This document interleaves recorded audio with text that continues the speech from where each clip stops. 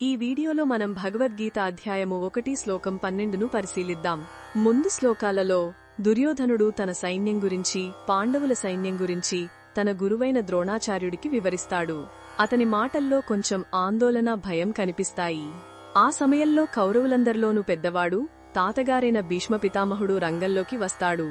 దుర్యోధనుడి మనసులో ఉన్న ఆ చిన్నపాటి భయాన్ని ఆయన పసిగట్టాడు. తన మనవడికి ధైర్యం చెప్పాలి, అతనికి సందేశం కలిగించాలి అని అనుకున్నాడు. వెంటనే ఆయన ఒక సింహం గర్జించినట్లుగా చాలా బిగ్గరగా ఒక నాదం చేశాడు. దీనినే సింహనాదం అంటారు. ఆ గర్జనతో ఆగిపోకుండా తన శంఖాన్ని కూడా తీసి గట్టిగా ఊదాడు. ఇక్కడ మనం ఒక విషయాన్ని గమనించాలి. భీష్ముడి ఈ చర్య కేవలం యుద్ధాన్ని ప్రారంభించడానికి చేసిన శబ్దం కాదు. అది దుర్యోధనుడికి వ్యక్తిగతంగా ఇచ్చిన ఒక భరోసా. తాను ఉన్నానని, భయపడాల్సిన అవసరం లేదని, అత్యంత పరాక్రమవంతుడైన తాను మనవడి పక్షానే ఉన్నానని ఆయన చెప్పకనే చెప్పాడు. ఆ సింహనాదం, ఆ శంఖారావం దుర్యోధనుడికి ఎంతో ఆనందాన్ని ఇచ్చాయి. అతనిలో ఉన్న భయాన్ని పోగొట్టి ఉత్సాహాన్ని నింపాయి.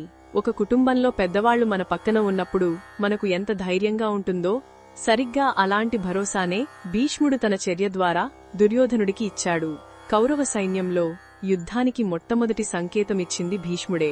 మన జీవితంలో కూడా మనం భయంతో లేదా ఆందోళనతో ఉన్నప్పుడు మనల్ని ప్రేమించే పెద్దల నుండి వచ్చే ఒక చిన్న ప్రోత్సాహం మనకు కొండంత ధైర్యాన్నిస్తుంది. అది ఒక మాట కావచ్చు, ఒక చూపు కావచ్చు, లేదా ఒక భరోసా ఇచ్చే చర్య కావచ్చు. భీష్ముడి శంఖారావం లాంటి ఆ మద్దతు మనలోని ప్రతికూల ఆలోచనలను తొలగించి ముందుకు సాగే శక్తిని ఇస్తుంది. మన చుట్టూ ఉన్నవారికి అలాంటి భరోసానివ్వడం కూడా మన ధర్మమే. ఇది ఈ శ్లోకంలోని భావాన్ని వివరించడమే లక్ష్యం. మరిన్ని భగవద్గీత శ్లోకాల అర్థాన్ని తెలుసుకోవాలంటే మా తదుపరి వీడియోలను తప్పకుండా చూడండి.